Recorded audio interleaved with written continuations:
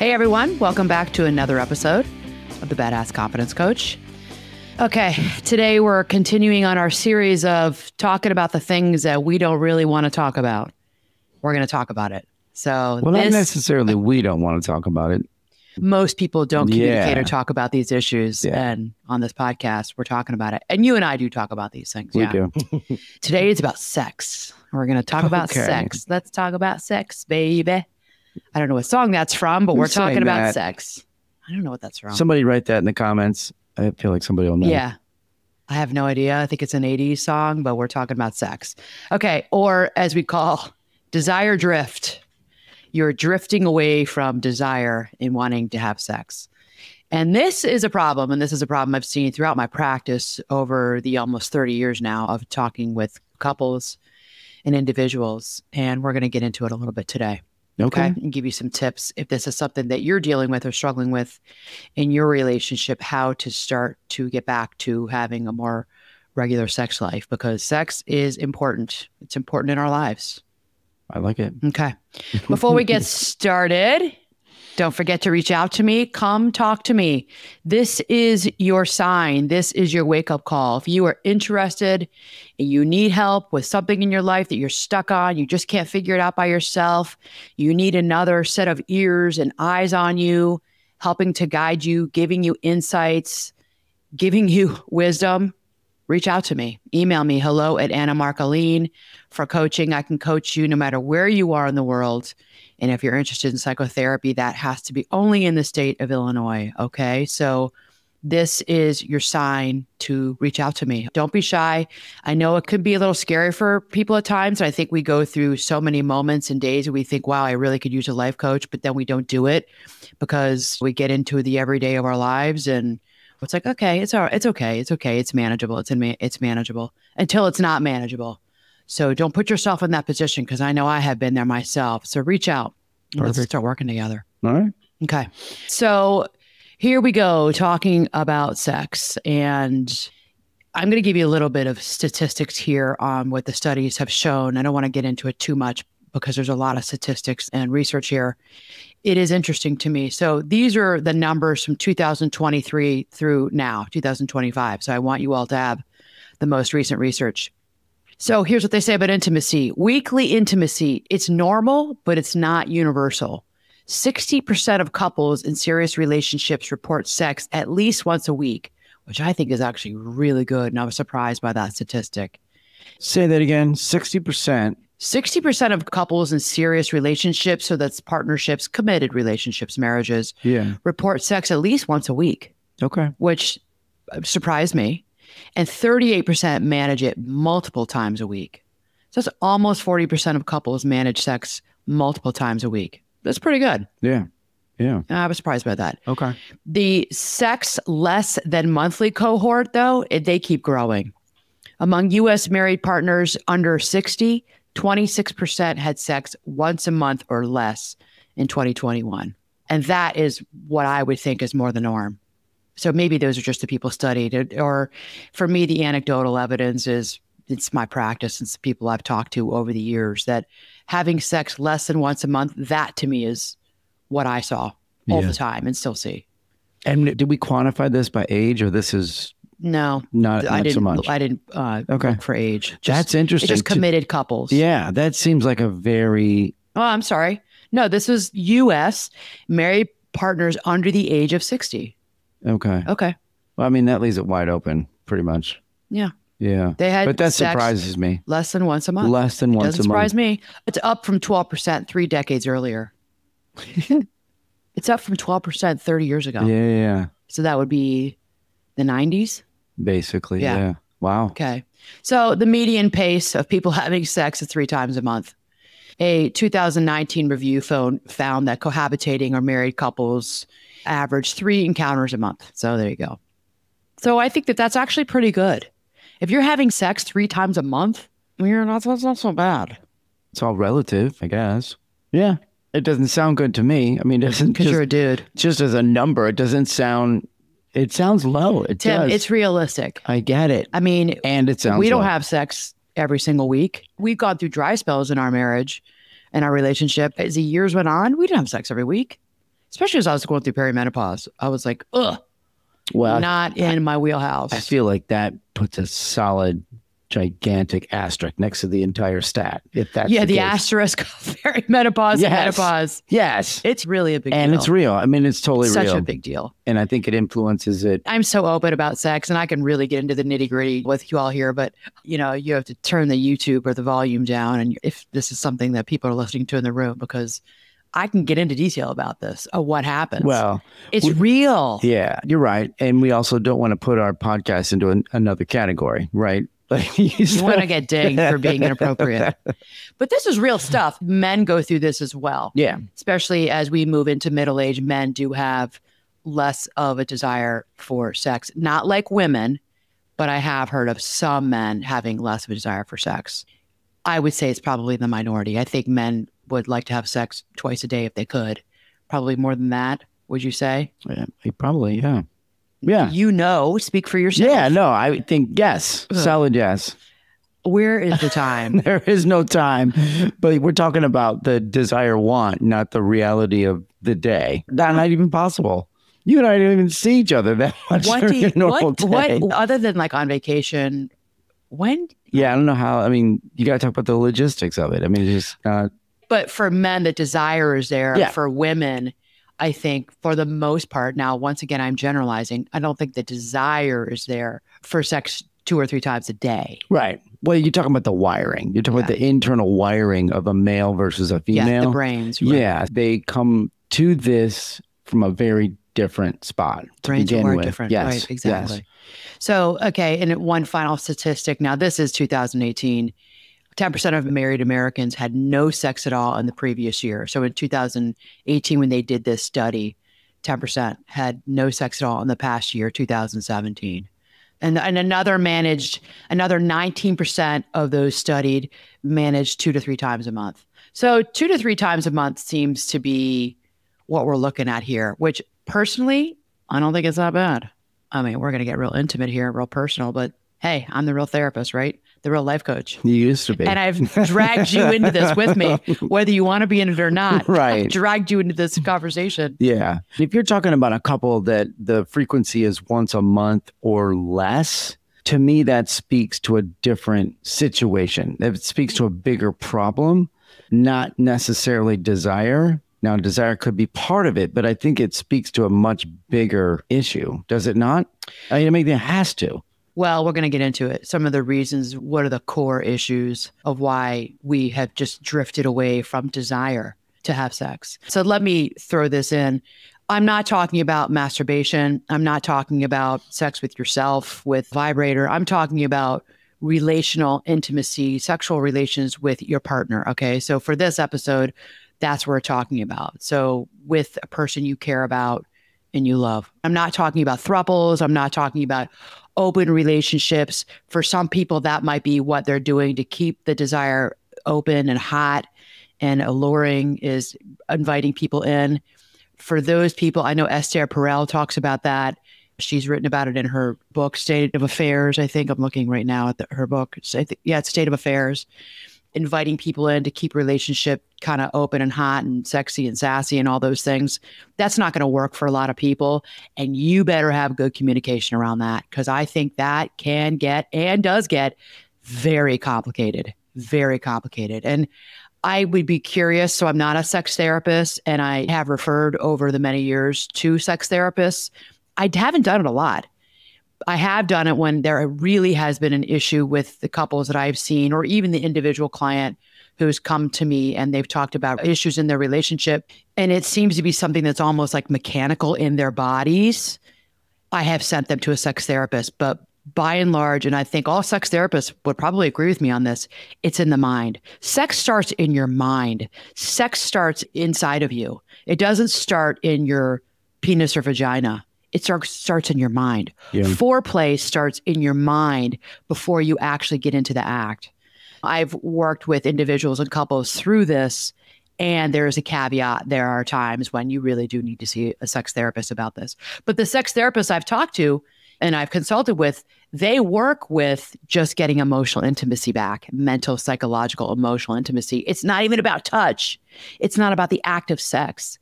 It's about reconnecting with one another. Yeah. And usually for one, the individual of a couple, there's trauma that needs to be worked through.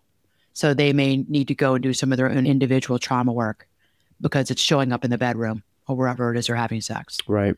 So for this episode, we are not talking about open marriages, open partnerships. I think that's a whole other thing. I'm talking about the more traditional two people in a relationship, right? Sex. That makes sense. Okay. And I think you're touching it right there. It's like, it's the mental part first. So that could really explain if you're not in a good spot with your partner, you're not even going to allow yourself to go there mentally, which then that's the door, right? That opens it up for the physical.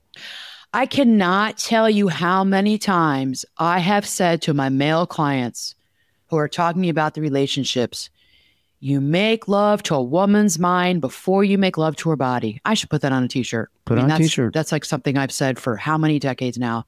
You make love to a woman's mind before you make love to her body. Remember that. It's very, very important that if you want to be engaging in sex, you got to work with her in her mind. And we're going to get into some of the ways to do that. Okay. The AG1 you've heard me talking about for so long just went through a major upgrade. AG1's Next Gen is here. So what is Next Gen? It is a daily health drink clinically shown to support gut health and close common nutrient gaps, even in the healthiest of eaters. With 5 new probiotic strains and additional vitamins and minerals, AG1 Next Gen represents the biggest step forward for daily foundational nutrition.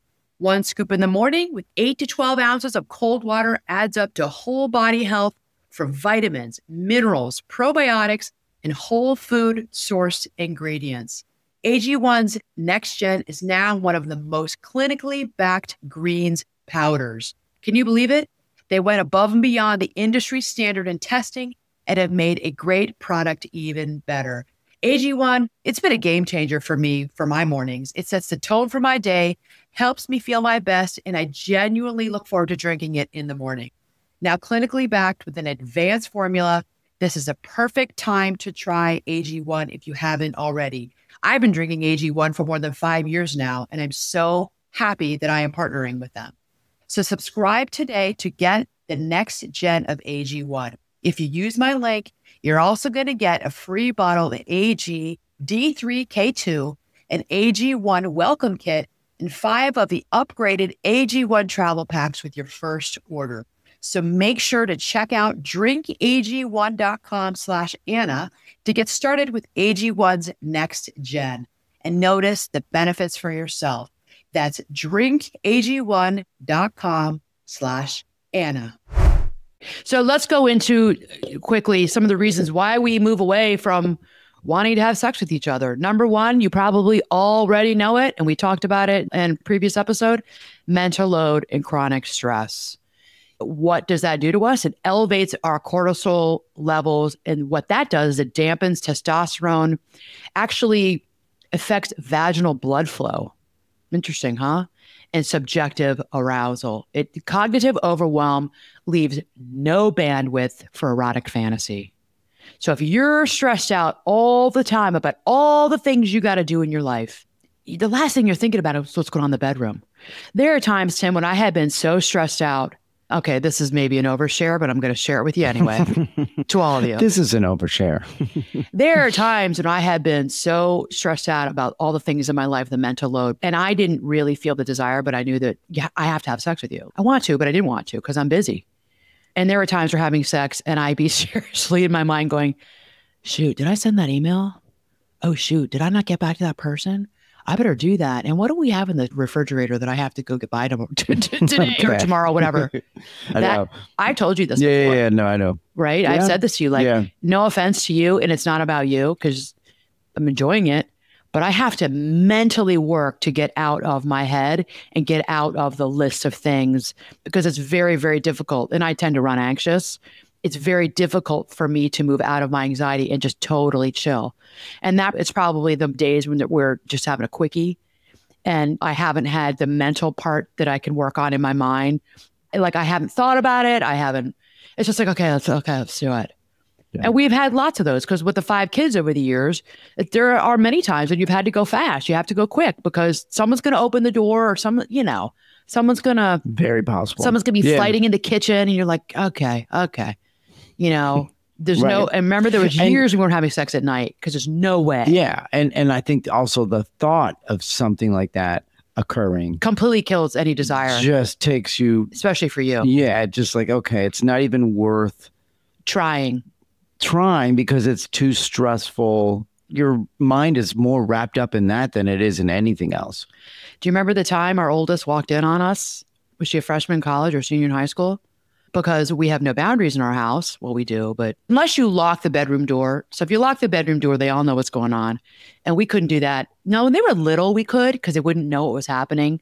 But once it got to like middle school, even like 4th, 5th, 6th grade, we could not lock the door because they always knew. They'd be like, ew. You'd hear them outside the door going, ew, ew. So there you go. That's like, forget it. Your desire is completely gone. You're like, all right, let's get up, putting on your big sweatpants and sweatshirt and like open, like, all right, that's not happening.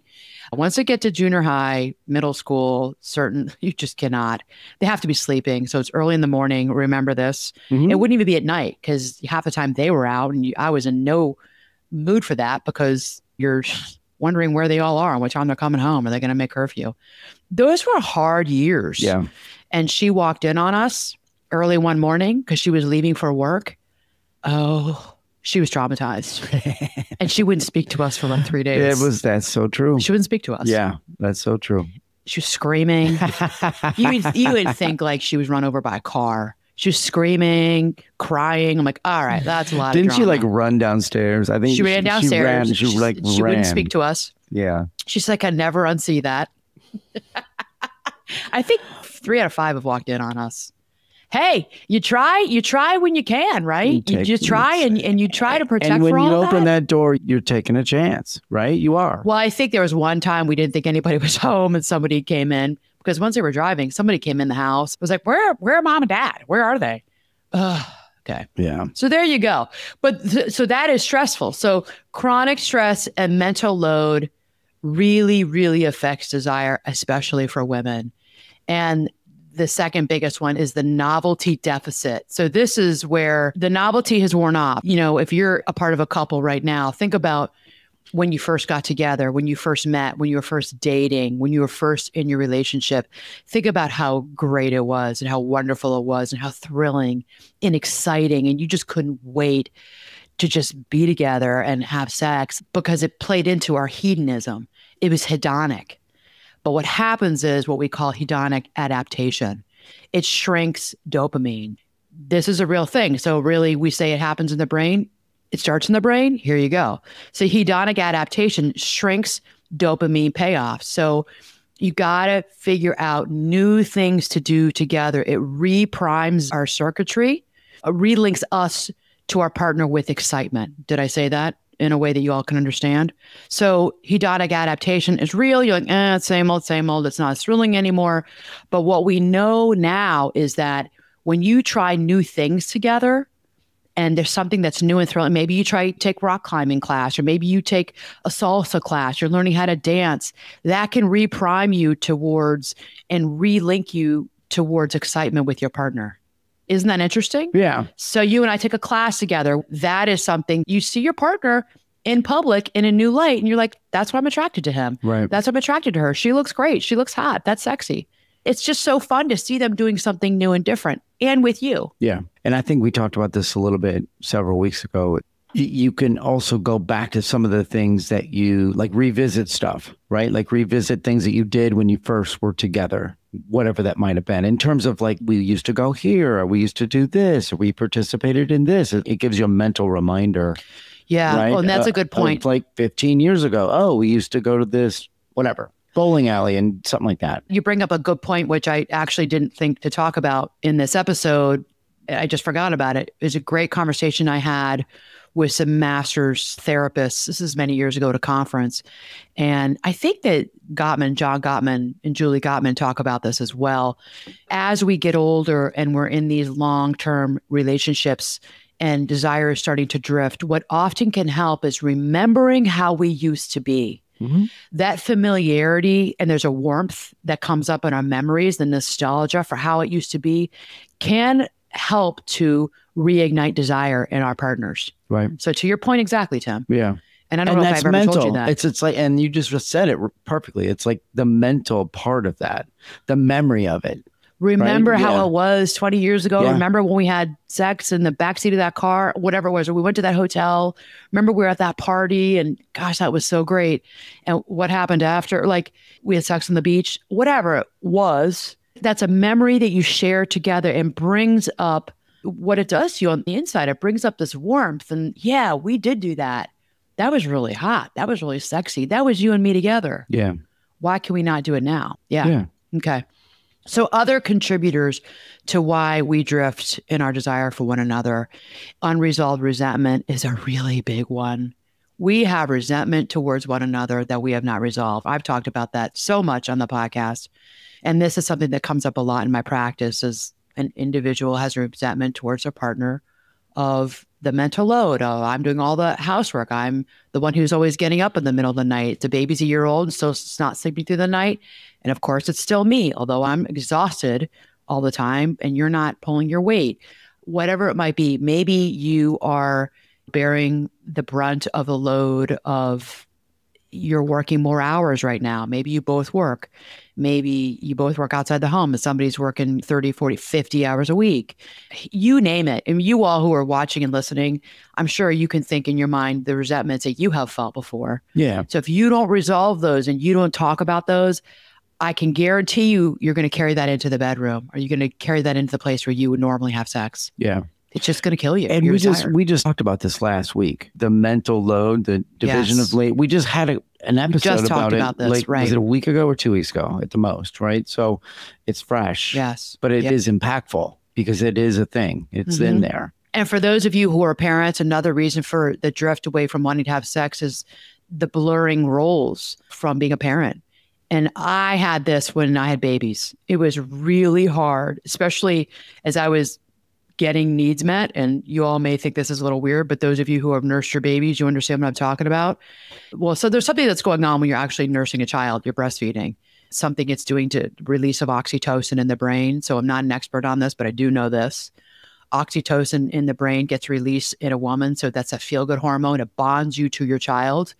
It can affect your desire for wanting to have sex with your partner because you're getting needs met. And then also as a mother, as the years go by, you've got 1, 2, 3 kids and they're always on you. And unless you lock the bathroom door, they're in there while you're peeing or you're doing your business. You always have children, arms wrapped around your legs, always got a baby on your hip, a child on your hip, or somebody you're taking care of, always wiping a runny nose, caretaking. It can be really hard at night to have any desire because it can feel like you now have to give of yourself and your body to one more person. And that's very big with women in women's circles. I cannot tell you the amount of conversations I've had with women over the years about this. This is very big with us. Interesting. Yeah. So your tank, men don't have it the way you do. Your give tank is empty. Your give tank at that point is almost on empty, if not empty. So let's say you get into bed with your partner and he or she, if you're in a same-sex relationship, this could even be like male same-sex relationships. If you're the one who's always doing all the caregiving, but I think it's more with women, and you put your hand on my thigh or on my leg, and women say, okay, that's the cue. I know what that means. You're just like, no, hell no. I'm going to sleep right now. Yeah. I don't want one, and I have felt this way. I don't want one more person touching me. I want to read or I want to scroll on my phone, which I don't recommend we do in bed. People do it anyway. And I want to go to sleep until I have to wake up tomorrow morning and do it all again. Yeah. So those are hard times. Yeah, for sure. I mean, I hear what you're saying about the give tank because, I mean, if you're giving all the time or you have the perception that you're always doing that, and then one more thing, right? Yeah. One more thing at the end of the day when you're the most tired, arguably. And what is very sexy, I think, in those years was having your partner say, you go to bed, I got the kids. You go, take a load off. I'll give them a bath. I'll read their book. I got it. You go, babe. I got this tonight. That's sexy. Husband, spouse, partner, washing the dishes, vacuuming. why don't you go upstairs, take a bath or take a long shower? That's sexy. And that's a form of foreplay. There it is right there. Yeah. By you saying, I will take on the burden of doing the kids. And I think of it more with having little ones in the early years. Yeah. Or I got it. So you're taking the mental load off your partner. I got it. I know where the kids are tonight. I'll be managing that. You go and you do you. Yeah. Because with little ones, it's all consuming. And then I'll be up in a couple hours or an hour. Yeah. But we have to take our minds away from the everyday rigmarole of what's going on right now. Can you go back just for a second to that first one that you said? I wonder if there's any studies that talk about like, so there's the group that was like once a month or less. Did they dive into what was the common thread with a person that falls into that category? Are they like an executive? Are they like a business owner? Are they, you know what I mean? Like what occupies them? I'll speak anecdotally from what I've heard from over all these years. And I can speak for myself because you and I have had dry spells. We have gone once a month, and those were the eras of having kids in high school. Do you remember this? Yeah. I do remember it. Yeah. I'm sure you do, because I knew that you did want to have sex, but you were really good because I knew you never really gave me a hard time, or you never, maybe once or twice you would say something to me like, we need to, have sex. And I knew in the back of my mind, like as a therapist, I knew this. I know this is not normal. This is not great. We need to be, because it does help bind you back together. It's the glue. It does help bond us when so much is going on in our lives, the craziness of our jobs and issues with bosses and colleagues and coworkers and kids and what's going on in the world politically and our parents and siblings and all the things we're all carrying around. Your car's broken down, all the things. Your kid got a speeding ticket. My car insurance premium's going to go up. And yes, we have been through those dry spells. And I knew that we got to get back to this. But it's everything that I just said. And if you have worries, it really, really gets in the way of really desire and wanting to have sex. Now, one thing that's also important here is if you're on psychotropic meds, that's going to really affect you as well, and your desire actually affecting your libido. Libido goes down. So libido goes down in perimenopause and menopause for many women, and we often need help with that. Libido also goes down if you are dealing with a clinical depression, if you are dealing with an anxiety and you're taking a psychotropic medicine like a selective serotonin reuptake inhibitor. The side effects are low libido. So if that is you, talk to your psychiatrist, whoever's prescribing your psychotropic medicine. You may already have. But if not, talk to them about it, because there are newer drugs out there today that can help you with your low libido. I have had many clients over the years. They said, well, I don't want to take an Anna if this is going to affect my libido because sex is really important to me and I want to be able to continue this. Okay, talk to the psychiatrist about that, because it was a big thing. Yeah. And there were times when libido would go down, but they were so clinically depressed. I think of more mood disorders in this arena, that we needed to get you out of your depression. We need to work on that, and we could talk about libido later. But it's 2025 now, and there are medicines that can really help you with your depression, anxiety, whatever it is you're dealing with, as well as not take away your libido. That can really sort of kill one's sex life, which we don't like. We don't want that for you. We don't want that. Yeah. Yeah. It's another thing to add to the list, right? Yeah. You have to at least consider. Yeah. Yeah. Sure. So unresolved resentment, the blurring roles from parenting kids, your health changes. So I talked about mood disorders, anxiety, depression right there, but health changes. I mean, let's say you have a new diagnosis. Maybe you have a new autoimmune disease diagnosis. Maybe you're dealing with chronic pain of any sort. That's really going to affect your sex life. Long-term research shows that this is what all contributes to people, And that doesn't necessarily need to be tied to age at all. We've talked about people that are in their 20s, 30s, 40s and have had things like that you're describing come up, and it's like total curveball, and it like throws them upside down. What about when you broke your jaw in 2012? There you go. So, Tim, you broke your jaw in the middle of the night to go pee, and you have orthostatic hypotension, which is dizziness. When you get up quickly from sitting and you feel dizzy, many of us have that. I had that a lot in adolescence. It's through puberty. And then I had a lot in the early years of menopause. We all can get it and get it. I still get it. You got up in the middle of the night to go pee, and you got to the toilet and you got really dizzy and you passed out, I think while you were peeing, right? Yeah, basically. And he fell forward over the toilet and hit your jaw on the back of the toilet. The tank. The tank. Yeah. You hit your jaw square underneath your chin on the tank, and he broke his condyle bones, which are the bones on both sides of his jaw up by his ear. So he totally broke his jaw in two places.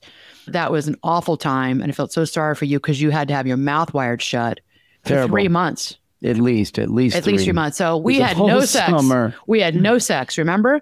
I'm so open about all this because I think we need to start talking more about these things. We tried to have sex twice in those 3 months, and you could not. Yeah. Because you were in pain. Yeah. We tried to. The pain was just too much. It was just, it overruled everything else for sure. So one time we tried to, before a half Ironman in Wisconsin, we drove up. I was training.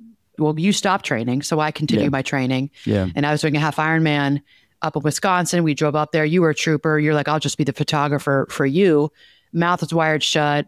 Remember that? And we had to bring up all my nutrition and food for getting ready for the race. And then we had like a cooler full of all the things you could air quote eat, which was nothing because you weren't eating anything. But we had to bring up, you had to puree all your food, and you were drinking all those boosts and those protein drinks because you needed the protein. Yeah. And I thought maybe it was like 4, 5, 6 weeks later, we tried to have sex. It ended before it began because you were like, no. You were in so much pain. Yeah. The pain was just deep in my jaw, in my skull. And it was like, I mean, just sometimes walking or moving quickly. I mean, there wasn't a lot of fitness that was going on during that time. It was like, you just literally couldn't do anything. So there you go. Yeah. And then we tried again weeks and weeks later, and you still were in, hell no, this is not happening because the pain is still too bad. Yeah. That was 3.5 months. Yeah. And that's what happens. And when you had cancer in 16, there you go. Again, when he had cancer in 16 and you were going through chemo, which was really rough chemo, 6 months of that,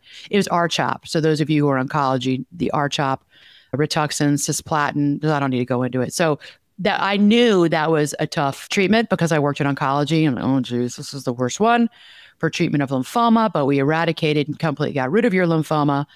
That was 6 months. And I don't know, we had sex how many times? So this is the thing. I mean, health issues come up. Yeah. And it has to take a back seat because we're talking now about you just not being in pain. And with the chemo, we're talking about you just getting through your days and not feeling like you were in a fog. Preservation. Like So you want to make sure you get up tomorrow, right? Like you have to do what you need to do in the moment to preserve yourself. Yeah. Right? You were trying to still work on those. Yeah. So all this to say, these are the seasons in our lives. We go through these seasons of, there are times when sex is great and it's more regular and all is good. And you're just in sync with one another. And then we go into a season of maybe caring for our elderly parents. Maybe somebody is very sick. Maybe someone's going through a depression because of a job loss and you're just not feeling it. And how do you be there and love and support and nurture one another through those moments? And maybe those are the moments of touch. Maybe those are the moments of the seasons of affection. Maybe those are not the seasons of oral sex and intercourse. Or maybe it is for you. Maybe it is for you. Maybe that's what you need. And we need to let each other know what it is we need sexually.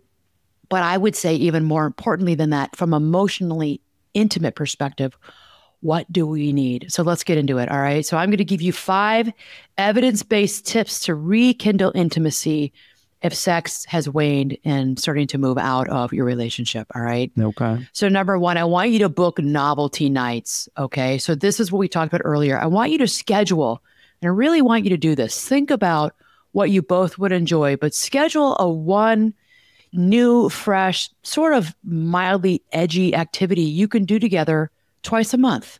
So twice a month, you can do something together. Get a babysitter, take some time out, find somebody, a neighbor, your mom, your cousin, somebody to watch the kids if you have little ones, and go do something fun. Take an intro to salsa class, all right?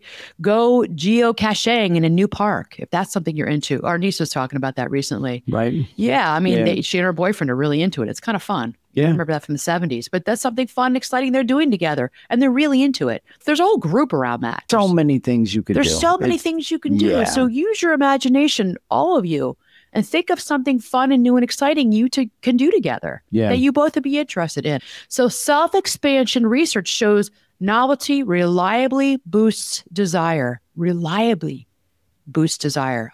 And you and I have tried this before. We have gone through periods where we've actually been good about doing this. Yeah. But more so, we've gone through periods where it's like, we don't even remember to think about doing this. That's a challenge for all of us. All of us. So that's why I think you should sign up for an 8 to 10 week class, because you know that every Wednesday I got to go to salsa at 7. We got to go. We got to get a babysitter. We know the kids. All right, you guys are home for 2 hours. Make it your date night. Have that be the night that you maybe go to dinner first, then you go to your salsa class. Then maybe you're primed for having sex later that night. So think about that, all right? But even if you're not having sex that night, you have something that you're doing together that can prime you for sex later on in the week. Yeah. Number 2, run a 10-minute desire audit. Now, this is really, really important. I think that we're not doing this enough. Run that audit where each of you is going to list one habit that kills your arousal. Something is wrong with my voice, my pronunciation today. But I want you to list one habit that you're like, when you do that, it kills my desire. Oh, okay. I didn't know that. Right? And you're running this on for yourself. You're talking with your partner. You're doing the desire audit with your partner. Okay. One thing that kills desire and one thing that sparks it. Like farting all the time kills my desire for you. Like burping, spitting, whatever it might be. Like that's disgusting. You peeing with the door open, that kills my desire for you. When I see you wash the dishes and I don't have to say a word to you, that actually really is good. It makes me want to be with you. It makes me want to have sex with you, want to make love. Yeah. You just getting up and getting the baby and changing the diaper and getting him or her a bottle, or that's going to go a long way for me. But you got to tell the other person, because they don't know. We're not mind readers. Right. This is back to cognitive therapy. That's considered a thought distortion. We can't read each other's minds. Right. They don't know if you don't tell them. Yeah.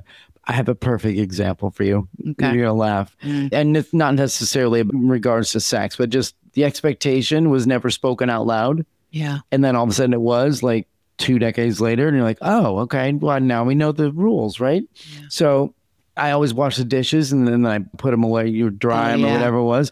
And then I just said this a couple weeks ago. Yeah. And then you're like, well, but you didn't wipe the sink down. And I'm like, absolutely, I wiped the sink down. And then you're like, no, you need to get the inside of the lip of the sink where the little droplets of water are. And I'm like, who ever would think that that's a thing? No Women. Maybe. I know I'm not alone in this. Somebody leave in the comments if you think that that's a thing. I looked and you and I talked about it and we got a great laugh. And then I said something to one of our kids was here and I'm like, I go, hey, just a heads up when you're doing the sink. No, it's funny because I was thinking to myself, because we have one of our kids who's moved back home. Let me finish the story though. Okay. So I said to him, I was like, hey, just a heads up. We've gotten directive that the way to clean the sink also includes the lip of the sink. Okay, you're exaggerating. And the light bulbs just like, we're like, wait, what does that even mean? Like, what are you talking about? Okay, I'm like, hey, you're exaggerating. Who knew? Okay, so here's the thing. So are you going to give us another version of the story? Well, you wash the dishes and then you put them on the drying rack and then you leave them there so nobody dries and nobody puts away. So I come down, it's mental labor. I have all this stuff in my head and I come downstairs in the morning because you wash the dishes at night, which is great. Thank you for doing that. Although I cook dinner. So I cooked the entire meal. I thought about, this is mental load. So this goes back to last week's. I think we talked about it. So obviously it's a thing. It's like part 2. But it's so true. These are the little micro details of our lives that we're talking about right now, which I hope that you all will talk about, because we've been married how many years? Almost 20 years. And I don't think we've ever spoken about this. I just always carry it around in my head and I don't think to tell you. It's the metacognition, my thoughts about my thoughts. And then I'm like, wait a minute, this is annoying. I come down at 6 or 7 in the morning and the dishes are there from last night. Thank you for washing them. And I said to you, wait, but I think about dinner like 7 nights a week. That is air quote my job, which is fine because I like to cook. I don't mind doing that. But I have to think about the food. I have to think about what's in the fridge. I have to think about what to make that night. Then I cook the meal and I just leave it. So you're great about that. You will wash the dishes, or usually one of the kids will wash the dishes, but you put it on the drying rack and I come down the next morning and the dishes are all still sitting there. So what happens? They're pretty dry. Sometimes I have to dry some things off and I have to put it all away. And then if I come down later, like 9 o'clock at night in the kitchen, there's water everywhere because you guys literally just wash the dishes, especially the boys. And there's water all over the counter, the sink. There's water on the stove. I'm like, what is going on? It drives me crazy. So please, people, women, and maybe some men, I know I'm not alone in this. So I take the sponge and I wipe everything down after you. So I said, was it last week with our son who's moved back home before he goes to do something else? I said, we need to have a come to Jesus meeting. Like, you wash the dishes, but this is annoying to me. Dry them, put them away, and wipe down the counters. You're exaggerating about the lip underneath. No, it's wipe down the counters. It's both. But that does, okay, so that can affect my desire. Because if I'm all annoyed up in my head, you can forget it for a lot of people having sex, and you can forget it for me in that moment. Like, I'm not interested in that because I'm so annoyed by how I have to do more work and cleaning up the kitchen. Sure. So that's actually a really good example. You listen to it and you're good about it, but it's interesting. So I had expectations, and this is something for all of us. We have to communicate our expectations. And this is across the board with couples, which I've talked to couples about all the time. We have these non-verbalized expectations of one another, and we just think it and we don't say it. Well, we can't read each other's minds. We have to tell each other, this is what I would like you to do. This is what I expect. Oh, you expect that? I had no idea. Yeah. Yes. Like, why didn't you know that? Well, I didn't know it. Yeah. Okay, but now you know. Yeah. That's why I brought it up, because I think it's a great example of somebody wanting to help, wanting to do their part. Your heart was in the right place, right? And the other person saying, well, that's wonderful. It could really be wonderful if you just take it just a little bit further. So that's the 10-minute audit, which is number 2, and talk about these things. Okay. Number 3 is you need to lower your cortisol before going to bed. Do something like pair a 90-second downshift. So that could be box breathing, which I've talked about here on the podcast. It could be progressive muscle shakeout. Just like literally shake yourself out, bring down that cortisol. And I would say a no screens rule after a certain amount of time, let's say after 9 p.m., after 8 p.m. As therapists, we really don't like phones in the bedroom. I really think, and if you have to have it in your bedroom, I know some people are using their phones as their phones, especially if they've got kids who are out. Please get off that phone as best you can. Don't be scrolling TikTok or Instagram. Do that at another part of the day. So if you have to have your phone by your bedside, if you have to, just have it. Use it only as the ring goes off. You've got kids who are out. But if the kids are home, put that phone, or unless you're worried about somebody in your family or you're taking care of like an aging parent, put the phone on your dresser, put it in your bathroom, okay? Because that is going to kill desire. And we know this to be true. I would even say we don't like phones and we don't like televisions in bedrooms, because if you've got that TV on, there you go. I've always said the bed is for sleeping and sex. The bed is not for being on your laptop, doing your work, being on your phone, streaming a series. Now, I know most of you who are listening and watching, and I say most, probably give me pushback on that. I do think it's something to strive for. I think it's something to strive for, getting those phones out of your bedroom or on a dresser, maybe in the bathroom, in the hallway. And if you've got a TV in your room, and I know many, many, many people globally have TVs in their bedrooms, try not to turn it on. Don't watch TV when you're about to go to bed. That is going to kill sex. Yeah. We've never had a TV in our bedroom. Because I was preached this as a therapist. I know this. And I think the other thing that we could get better, and probably most people could get better, like we use the alarm function on our phone as the excuse to have our phone on our bedside table because it's my alarm clock. It is our alarm in the morning. But does it have to be? We could get an alarm clock. Right. Yeah. And then you could take your phone, and what you probably should do then is exactly what you just said, is put it in the bathroom on a charger, put it across the room away from the bed. And if you're somebody who would say, you know what?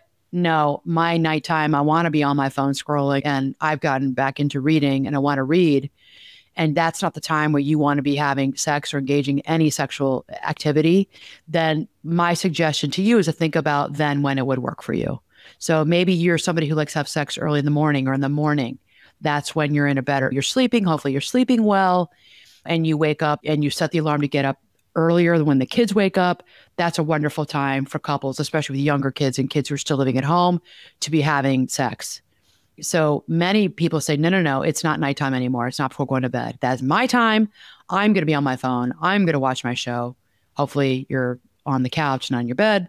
I'm going to read my book. It's not time for sex. All right, then you figure out what works for you. Maybe it's early morning. Maybe it's the afternoons. Maybe it's on Saturdays. Get creative in thinking about what would be a good time for you to be engaging in sexual relations with your partner. Yeah. Okay. And I think you hit on something there too. If you have set aside nighttime for yourself as your whatever, reading time. Me time. Me time. Right. Let's call it me time. Make sure, you better be darn sure you've actually had that conversation with your partner, that that's the understanding. That's the expectation. Talk about that. Right? Like, because the moments of rejection for the person that doesn't know that, there'll only be so many of those. Right. And then they're going to get frustrated. They're going to become resentful. And then it changes the whole entire relationship in that arena. Right. Yeah. So the importance of open communication, talking about needs, talking about desires. And if you struggle with talking about your desires, you might want to seek outside consultation for that. Go see a therapist, go see a sex therapist. I think it's really important to be communicating. If you can't, really seek help with that. One thing that we know does not work is that when we know that our partner wants to have more sex and we don't have the desire, that actually backfires. You cannot harangue, harass, kind of air quote, bug somebody about how you're not having enough sex. That does not help your partner. It doesn't help to bring them towards you to want to have more sex with you. Right. I would think it does just the opposite. It does. Yeah. It does. So there was a study that I had read about. It asked couples to double their sex frequency, and it found that asking them to do it, it did not budge the frequency. So you guys need to have sex more? Well, they didn't have sex more because nobody wants to be told what they have to do. Like I said, with everything in our lives, with mental load and stress in our lives, nobody wants to be told. Yeah.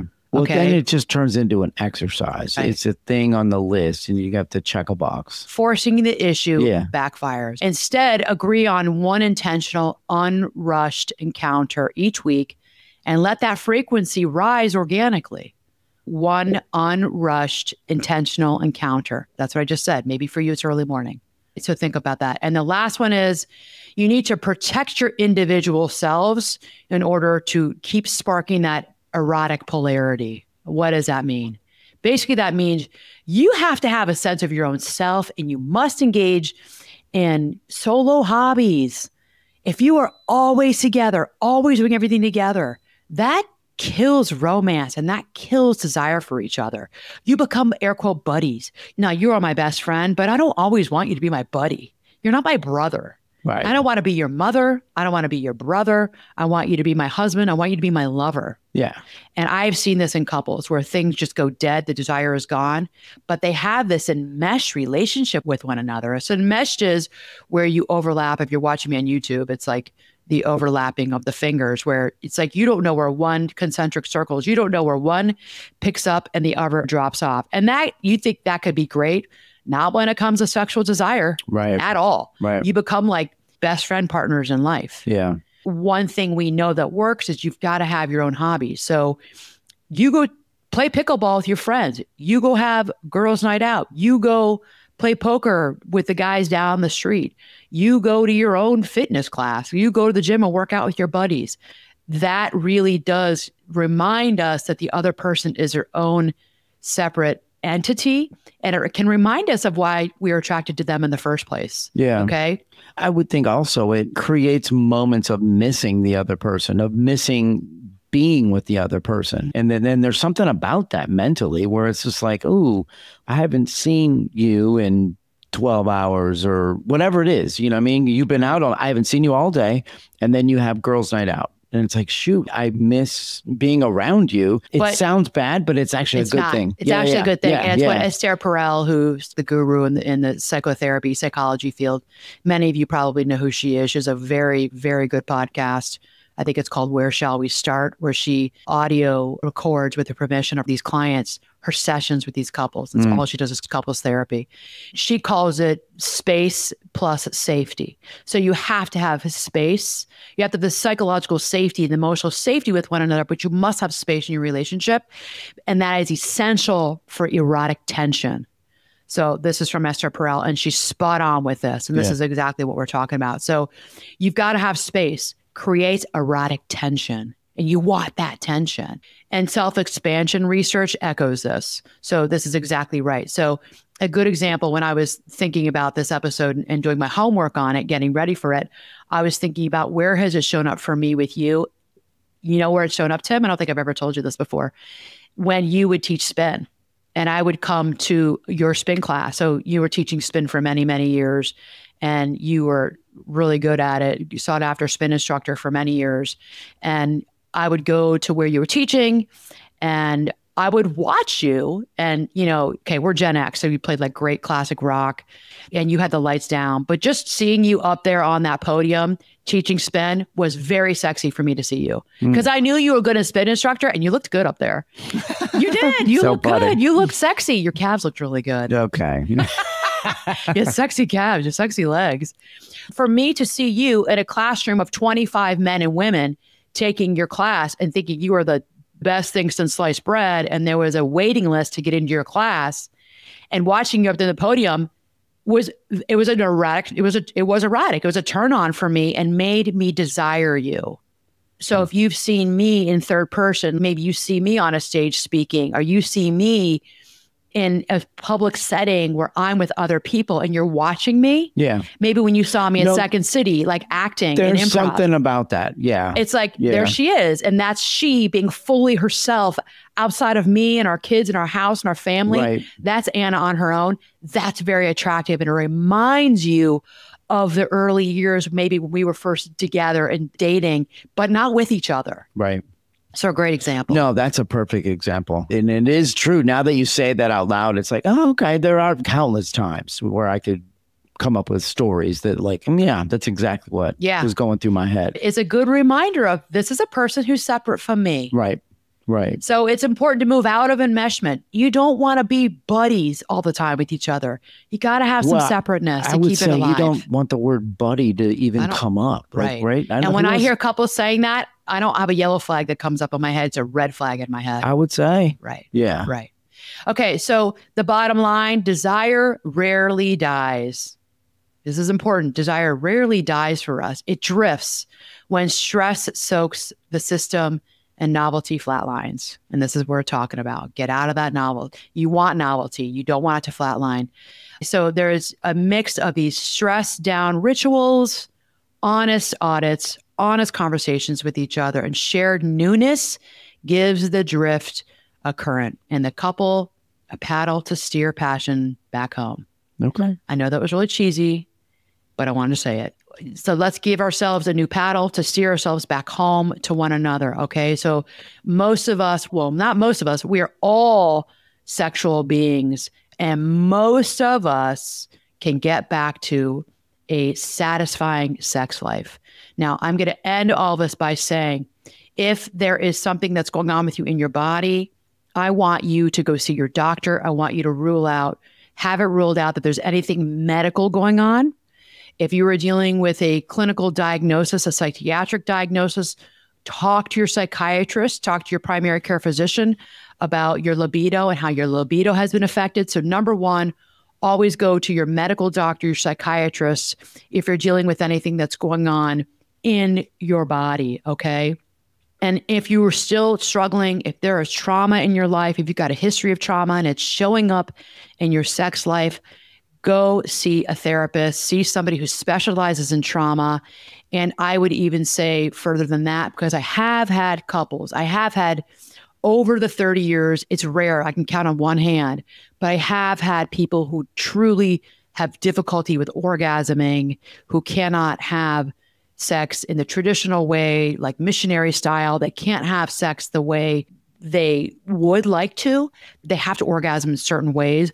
I would recommend you see a sex therapist, because sex therapists, they can really help you with that. with your partner. Right. And they can give you all kinds of ideas, erotic ideas, helping you use your imagination to get back into a fulfilling and satisfying sex life with your partner. Okay. That's good advice. So I am not a specialist in sex therapy. There are really, really good people out there who are trained in this. This is a subspecialty. And if this is something that is lacking in your life, number one, see somebody, if there's trauma, who specializes in trauma.